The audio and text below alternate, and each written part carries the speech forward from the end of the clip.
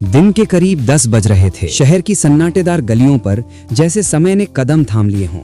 उसी सन्नाटे में लाल रंग का सलवार सूट और पीला दुपट्टा पहने एक जवान और खूबसूरत लड़की धीरे धीरे सड़क के किनारे किनारे चल रही थी। वो कोई आम लड़की नहीं थी, वो थी आईपीएस ऑफिसर अनन्या राठौर। उसकी चाल में आत्मविश्वास था, पर चेहरे पर माँ की तबीयत की चिंता साफ झलक रही थी। आज वो अपनी माँ की दवा लेने डॉक्टर के पास जा रही थी, पर किस्मत ने कुछ और ही लिखा था।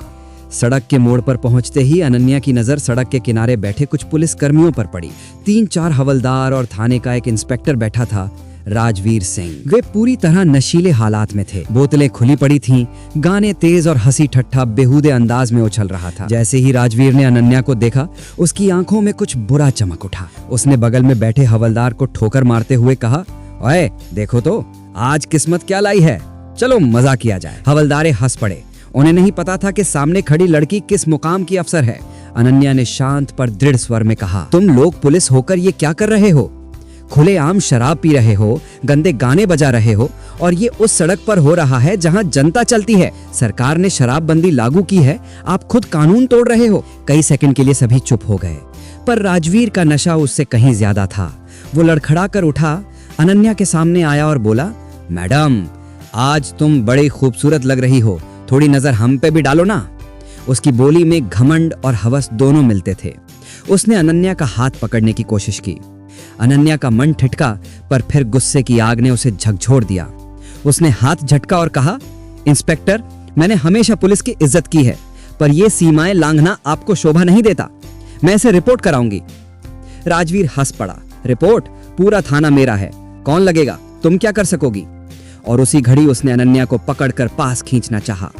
परिस्थितियां तेजी से बिगड़ी।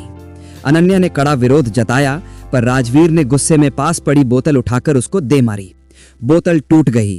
कांच ने अनन्या के हाथ पर चोट की। खून बहा, दर्द, आंसू और गुस्सा तीनों एक साथ उमड़ पड़े। जमीन पर गिरे हुए भी अनन्या ने हार नहीं मानी। उसने फोन की ओर हाथ बढ़ाया, पर राजवीर ने झट से फोन छीनकर फेंक दिया। हवलदारों ने चारों ओर घेरा बना लिया। अनन्या समझ गई कि ये कोई मामूली झगड़ा नहीं रहा, ये जानलेवा होने की कगार पर था। पर उसी भीषण हाल में उसने ठान लिया, मैं चुप नहीं रहूंगी, मैं इनका हिसाब करूंगी। इस घटना के बाद अनन्या घर पहुंची। दरवाजा बंद करते ही थकान ने उसे झकझोर दिया, पर दिल की आग शांत नहीं हुई। उसने फैसला किया, खुद का सबूत जुटाकर, जनता का साथ लेकर और अफसरों तक पहुंचकर इन दरिंदों को बेनकाब करेगी। उसने अपनी बचपन की सहेली कविता को फौरन फोन किया। कविता ने बिना कोई शक किए मदद की पेशकश की, क्योंकि दोस्त वही होती है जो सच्चाई के साथ खड़ी रहे। अगले दिन योजना बन गई।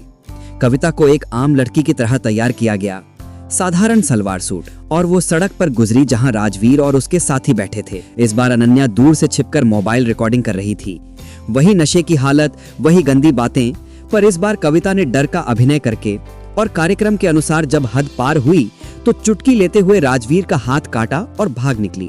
रिकॉर्डिंग कब्ज की गई, पर अनन्या जानती थी कि एक ही सबूत बड़ा इंस्पेक्टर गिराने के लिए पर्याप्त नहीं होगा। उसे और अधिक ठोस सबूत चाहिए थे। फिर तीसरे दिन अनन्या ने लाल साड़ी में बालों पर दुपट्टा लाकर खुद छिपकर रिकॉर्डिंग की। 2 मिनट की वीडियो जिसमें बोतलें, गालियां और राजवीर का शराब में चूर चेहरा साफ था। यह वही ठोस सबूत था जिसकी उसे तलाश थी। पर बाकी काम था गवाह, लिखित बयान और अफसरों तक पहुंचना। उसने अपने मोहल्ले की भरोसेमंद औरतों और बुजुर्गों को बुलाया, सबूत दिखाए और सबने गवाही देने की हिमायत की। अनन्या के मन में अब और दृढ़ता आ गई। इसके बाद अगला कदम डीएसपी और एसपी तक पहुंचना था। वो सुबह डीएसपी अर्जुन कपूर के पास गई। डीएसपी अर्जुन कपूर सत्यनिष्ठ और सख्त अफसर माने जाते थे। उसने वीडियो दिखाया। डीएसपी हैरान रह गए। ये मामला बड़ा है, उन्होंने माना। अनन्या ने कहा, यह मामला दबना नहीं चाहिए, मैं खुद गवाही दूंगी। डीएसपी ने सुरक्षा और साथ देने का भरोसा दिया, पर कहा कि सबूतों को और मजबूत करना होगा ताकि कोई छल कपट ना हो। इस सहमति के साथ अनन्या आगे बढ़ी और उसने मोहित, अनिल और शालिनी की मदद से और ऑडियो रिकॉर्डिंग जुटाई ताकि अदालत में मामला पक्का टिक सके। में जहां अनन्या ने हिम्मत दिखाकर ठोस सबूत जमा किए, वहीं से कहानी आगे बढ़ती है। अनन्या ने एसपी राघव मेहरा को मिलकर सारा पुख्ता सबूत दिया, वीडियो, ऑडियो और आवामी गवाहों के लिखित बयान। एसपी ने जब सबूत देखे तो मेज पर हाथ मारकर बोले, ये तो बिल्कुल साक्ष्य है, इसे दबाया नहीं जा सकता। एसपी और डीएसपी दोनों ने मिलकर डीएम मीरा जोशी को मामले की जानकारी दी। मीरा जोशी जल्दी निर्णय लेने वाली डीएम थी। उन्होंने फौरन स्पेशल इन्वेस्टिगेशन टीम बनाने और आरोपियों को दायित्व से निलंबित करने के आदेश दे दिए। जब प्रेस कॉन्फ्रेंस की घोषणा की गई तो शहर में हलचल मच गई। मीडिया, नागरिक और प्रशासकीय अधिकारी बड़े हॉल में जमा हुए। अनन्या फाइल उसी तरह हाथ में लिए खड़ी थी। अंदर वो कागज, रिकॉर्डिंग और मुहावरे थे जो एक थाने के भीतर बैठे दरिंदों की सच्चाई खोलने वाले थे। स्क्रीन पर रिकॉर्डिंग दिखते ही हॉल में एक झटके जैसा असर आया। लोग चीख पड़े, कैमरों की चमकें बिखर गईं और डीएम ने आवाज उठाकर कहा, ये कलंक हमारे पुलिस बल का हिस्सा नहीं हो सकता, कठोर कार्यवाही होगी। उसी क्षण थाने में हड़कंप मच गया। राजवीर और उसके साथी गंभीर स्थिति का अनुमान भी नहीं लगा रहे थे, पर जैसे ही जांच की खबर पहुंची तबाही मची। राजवीर ने कोशिश की आरोपों को पलटने की। ये साजिश है, वो चिल्लाया, पर एसपी और डीएसपी ने सबूतों के सामने पीठ पीछे मुड़कर सुन लिया। आदेश आया, निलंबन, हथकड़ी और कानूनी जांच। लोगों ने देखा कि कानून ने कैसे अपना काम किया और थाने का मान सम्मान बहाल करने का संदेश सभी को मिला। उन दिनों के बाद थाने में अनुशासन लौटा और पुलिसकर्मियों के व्यवहार में नाफा साफ दिखा। पर अनन्या की जंग यहीं खत्म नहीं हुई। उसने हर उस लड़की के लिए आवाज उठाई जो इन दरिंदों के सामने परास्त हुई थी, और न्याय पाना उसके लिए मिशन बन गया। मुकदमे की सुनवाई में सबूतों का भारी असर पड़ा। न्यायालय ने रिकॉर्डिंग, गवाहों के बयान और प्रशासनिक रिपोर्ट को गंभीरता से लिया। राजवीर और उसके साथी न सिर्फ सस्पेंड हुए, बल्कि उनके खिलाफ दंडात्मक कदम उठाए गए। नौकरी से निलंबन से आगे भी कार्यवाही हुई। शहर में पुलिस की छवि सुधरी और जनता का भरोसा लौटने लगा।